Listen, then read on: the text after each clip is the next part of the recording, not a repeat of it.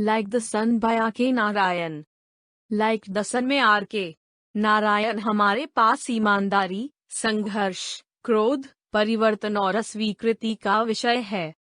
उनके अंडर से लिया गया बरगद का पेड़ और अन्य कहानियां संग्रह कहानी में तीसरे व्यक्ति को एक अनाम कथावाचक द्वारा सुनाई गई है और कहानी की शुरुआत से पाठक को पता चलता है कि नारायण ईमानदारी की थीम तलाश रहे होंगे।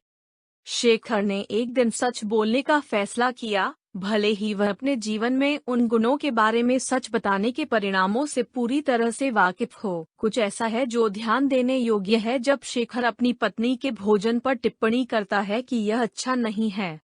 यह महत्वपूर्ण हो सकता है क्योंकि न केवल शेखर अपनी पत्नी को नाराज कर रहा है, बल्कि वह खुद को व्यक्तिगत आलोचना के लिए खुला छोड़ देता है।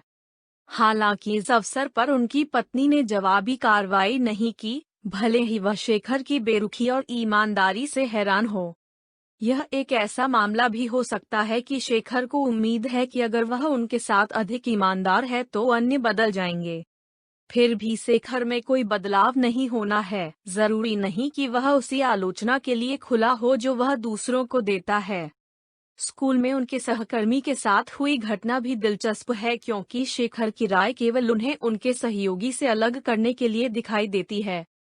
हालांकि शेखर खुद को एक ईमानदार गुण प्रदर्शित करने वाला मानते हैं, वास्तव में वह मरने वाले व्यक्ति के संबंध में अपनी राय व्यक्त करने से अधिक नहीं है। शेखर ने व्यक्तिगत रूप से आदमी को नहीं जाना या कम से कम पाठक को यह मानने के लिए छोड़ दिया है कि उसने नहीं किया। यह वह बिंदु हो सकता है जिसे नारायण बनाने का प्रयास कर रहे हैं। वह सुझाव दे सकता है कि कुछ लोगों की सच्चाई राय से अधिक नहीं है। राय जो किसी व्यक्ति की भावनाओं के लिए किसी भी विचार को छोड़ने का फैसला करने तक सबसे गैर महत्वपूर्ण है।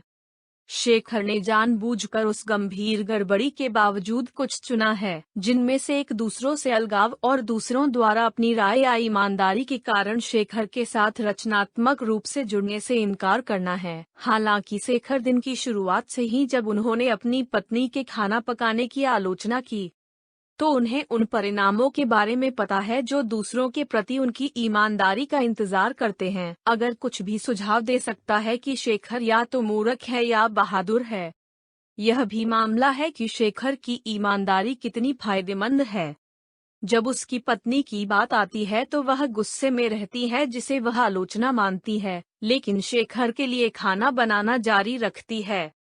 हेडमास्टर के साथ यह अधिक सकारात्मक है और जब वह अपनी संगीत आकांक्षाओं की बात करता है तो वह खुद को बेवकूफ नहीं बनाता है।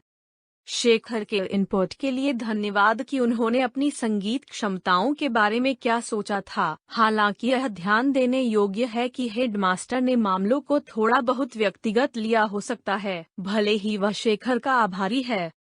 कुछ ऐसा है जो इस तथ्य से ध्यान देने योग्य है कि हेडमास्टर अगले दिन अपने डेस्क पर सभी 100 टेस्ट पेपर चाहता है। इससे पहले कि उसने शेखर से जो कुछ कहा था उसे खारिज करते हुए उसने उसे कागजात को चिह्नित करने के लिए 10 दिनों की अनुमति दी। यह महत्वपूर्ण हो सकता है क्योंकि नारायण इस बात पर प्रकाश डाल सकते हैं कि ईमानदार होने के परिणाम हैं। हेडमास्टर भले ही शेखर के आभारी रहे हों, वह उसी समय उसकी थोड़ी बहुत मांग भी करता प्रतीत होता है। शायद वह स्वीकृति से प्रेरित है जिसे उसने महसूस किया होगा, भले ही वह अपनी ईमानदारी के लिए शेखर का आभारी रहा हो। यह भी दिलचस्प है कि शेखर केवल उस दिन के खत्म होने की कामना कर सकता है जब वह जानता है कि उसकी ईमानदारी एक कीमत है। वह कुछ सीखता है जब उसे सभी 100 टेस्ट पेपरों को चिह्नित करने के लिए कहा जाता है। यह एक ऐसा मामला भी हो सकता है कि शेखर की इच्छा थी कि सच्चाई सूरज की तरह न हो क्योंकि उसकी ईमानदारी केवल खुद के लिए समस्याएं खड़ी करने का प्रबंधन करती है, न केवल अपने घरेलू जीवन में बल्कि अपने पेशेवर जीवन में भी।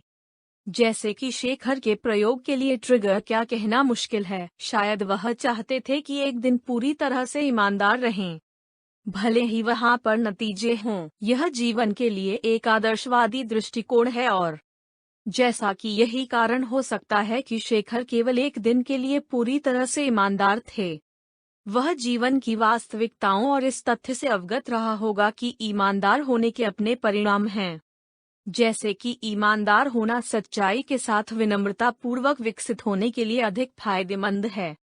प्रत्येक पाठक को खुद के लिए निर्णय लेने के लिए छोड़ दिया जाता है। कुछ सुझाव दे सकते हैं कि ईमानदारी एक अच्छे समाज की नींव है, जबकि अन्य यह सुझाव दे सकते हैं कि किसी अन्य व्यक्ति की भावनाओं को आहत न करने के लिए सच्चाई पर पर्दा डालना बेहतर है, विशेष रूप से उन मामलों में जो कि तुच्छ सीमा पर हैं और जो वास्तव में समाज की प्रगति के लिए बहुत महत्वपूर्ण नहीं हो सकते हैं। सारांश का अंत। धन्यवाद।